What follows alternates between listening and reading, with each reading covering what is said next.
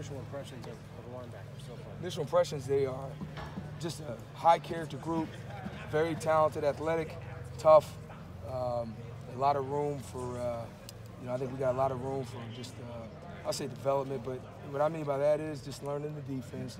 But they're a great group, man, great leadership, and they really impressed with that. You have 3 starters returning, but yeah. I know there's a lot of competition. How would you describe where it stands right now? Competition. And it's, it's kind of like next man up right now.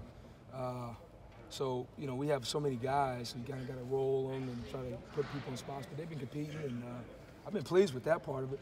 And everybody's been learning everything, which is great, which helps you in terms of, trying to put people in positions to play. So it's been competitive, but it's, guys are working. It's awesome. Al, the day your first press conference here, I asked you, what would it be like to be in a position to look at your whole room from top to bottom with no preconceived notions and kind of start a new depth chart or start a new thing from just your own analysis? I mean, what's that been like for the first few weeks to just kind of, sit back and get these guys on the field and really see what you've got in that room like with your eyes? It's been awesome because here's why.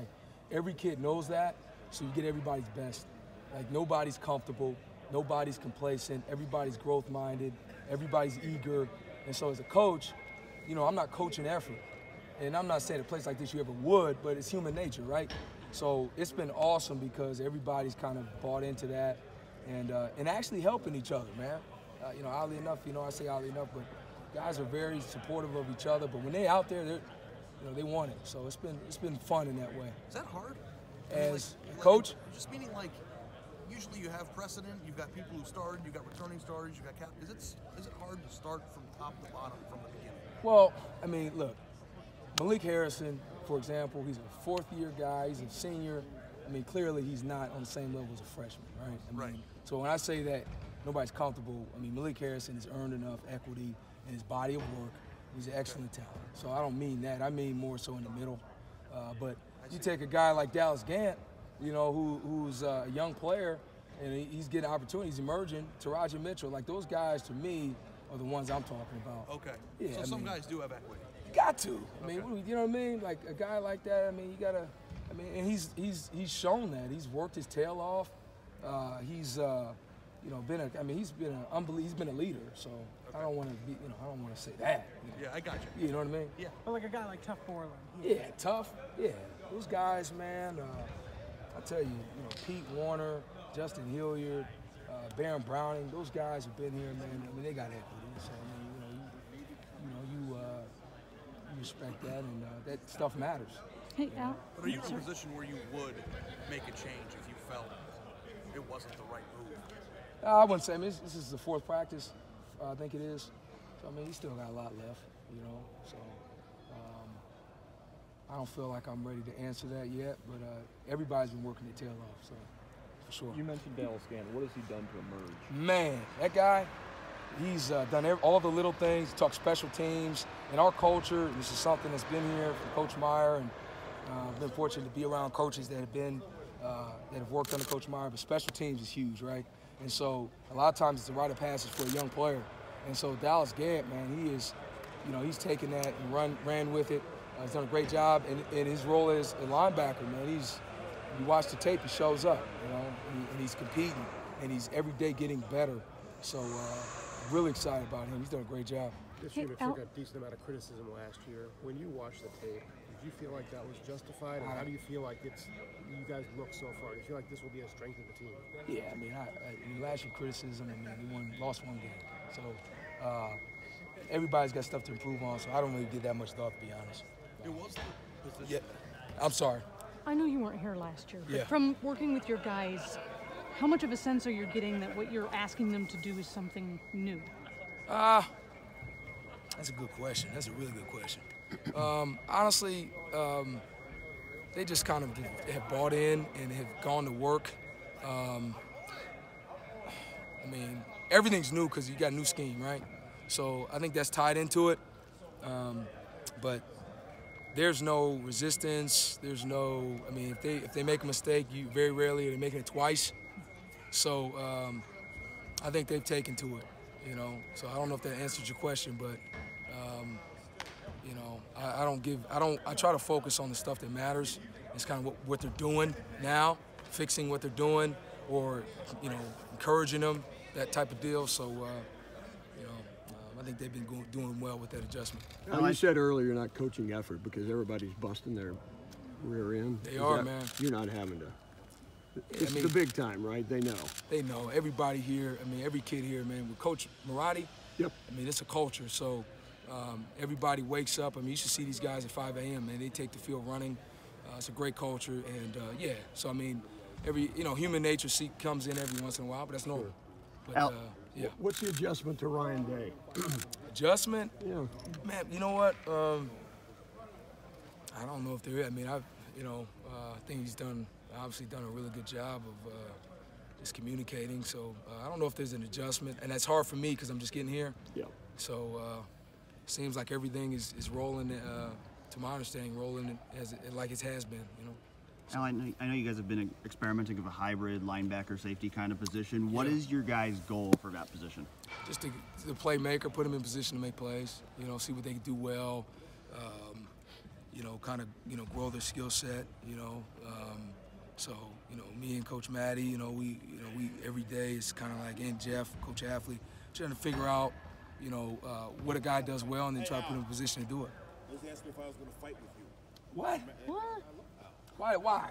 It's because. Oh, God. That's my guy right there. Will you guys recruit to that position, or do you just take what you've got and find that? Great question. You're a ball guy. Because, so the origination of that position was you take a safety who maybe not as fast and you plug him into that position. But now I feel like that guy, I mean, you think about historically, that guy is a guy who can sack. He can pass, rush the passer. Not every safety can do that. He's a guy that has to be able to play at the line of scrimmage, use his hands. Not every safety can do that. Guy has to be able to cover man, a slot. Not every linebacker can do that. So, and it's funny, high school they set the trend. You're seeing high schools use that guy. And so you can recruit to that guy, I think, to a certain extent. That's a great question. Al, would you mind just in how you anticipate you guys putting 3 linebackers on the field, or whatever, 2 in the hybrid position on a typical down? And I know offenses change. I know there's no such thing as a typical offense or down anymore. Yeah. What are the responsibilities of the 3 linebackers who will be in on 1st and 10 most of the time? Stop the run. Can you go what you just did with the hybrid position? Just how you think about linebacker and the kind of player you're looking for at each of those 3 spots. So you take the Mike and Will. Those guys got to be, fundamentally, they got to be excellent because they're closer to the ball. And we're a fundamentally, I don't know what the right word is, but a focused unit. So we talk about leverage, you talk about footwork, you talk about hands, all those things, tackling. So we're looking for guys who kind of buy into that first off, and that have built like a mastery of that. And then, you got to be instinctive. You got to be able to use your eyes. You got to read your keys, and you have to be able to act on it. So instincts are big, and guys that love contact. So if you're looking for characteristics, those are the kind of things we're looking for, man. And obviously you got to be able to run, but everybody here can run. You got guys who love contact that just seek it. I said something to Kayvon Pope today. He was, there was a play, an inside drill, and it was over on the opposite side. And he just ran over and just made contact, just to make it. I said, man, you're a contact seeker. Those types of characteristics you like. He's a young guy who's going to be a really good player, but those are the kind of things you look for in those positions, We've been fortunate to be around some real good ones, but those guys got to be missiles, and they got to love it. And you guys know it. There's more. Hell, they were at practice today. Carpenter, Josh. Those guys, all those guys, historically here, have been ball players, physical, run, and that buy-in fundamentals. Speaking of OSU history, it wasn't too long ago that Ohio State was using a hybrid linebacker, but it was more of a defensive line. That's right. Linebacker hybrid position. Yeah, they called it the Viper. What's the difference between, say, that and your safety linebacker hybrid? Just exact to your so our guy is more back end oriented to the front. That guy was more front end oriented to the back. And so every team kind of has their niche, and a lot of it's based on what you're doing, what you're asking her. Like beautiful thing, we got the best D-line coach in America. And I'm going to tell you this, we want those guys playing with their ears back, doing what they do great. You know, and so like the jack guy, a lot of times will be asked to do in coverage. We want our, you know what I mean? So it's like what you ask that guy to do, I think our guy is more back-end oriented to the front. What's the name of that position? Bullet. Jack? Oh, bullet. Okay. Yeah, bullet, yeah. Al, As in silver? Brendan White, the As in guy silver. is Brendan White the guy that you guys are working at that position? Does Yeah, he seem to be the guy? He's had some reps, yeah. What is it about him? Well, he's an established player. Like you talk equity, he's one of those guys that's put his body work in. He's a great kid. He works his tail off.